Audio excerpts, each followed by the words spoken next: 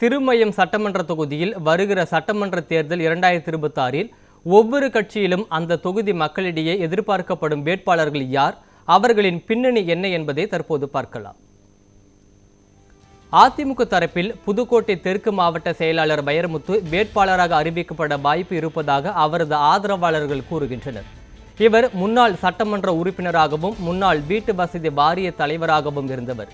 சென்ற முறை 1392 வாக்குகள் வித்தியாசத்தில் தோல்வியை தழுவினார். அடுத்து திருமயம் வடக்கு ஒன்றிய செயலாளர் பழனிவேலு, இவர் முன்னாள் ஒன்றிய கவுன்சிலராக இருந்தவர். ஆகவே இம்முறை பழனிவேலுக்கு வாய்ப்பு கிடைக்கும் என்று கூறப்படுகிறது. திலகர், இவர் அதிமுக அரிமளம் வடக்கு ஒன்றிய செயலாளர், முன்னாள் ஊராட்சி மன்ற தலைவர், 2 முறை துணை சேர்மன் பதவியில் இருந்தவர் என்பதால் இவரது பெயர் வேட்பாளர் போட்டியில் இடம் பெறும் என்கிறார்கள் அவரது ஆதரவாளர்கள்.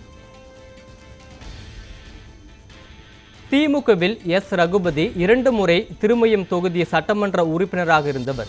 தற்பொழுது இயற்கை வளங்கள் துறை அமைச்சராக இருந்து வருகிறார். மீண்டும் இவருக்கே வாய்ப்பு இருக்கும் என்று கூறப்படுகிறது. அடுத்து கே. கைலாசம், புதுக்கோட்டை மாவட்ட திமுக வழக்கறிஞர் அணி துணை அமைப்பாளர், 25 ஆண்டு காலம் ஆட்சி அனுபவம் கொண்டவர்.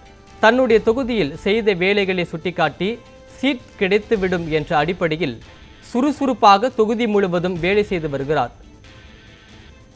பொறியாளர் அடைக்கலமணி, முன்னாள் பொன்னமராவதி ஒன்றிய பெருந்தலைவராக இருந்தவர். இவருக்கு இம்முறை வேட்பாளர் வாய்ப்பு கிடைக்கும் என்கிறார்கள் இவரது ஆதரவாளர்கள்.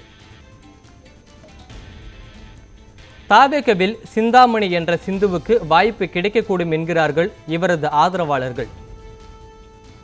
நாம் தமிழர் கட்சியை பொறுத்தவரை ஏற்கனவே லட்சுமி வேட்பாளராக அறிவிக்கப்பட்டுள்ளார். இவரே தேர்தலில் போட்டியிடுவார் என்பது குறிப்பிடத்தக்கது.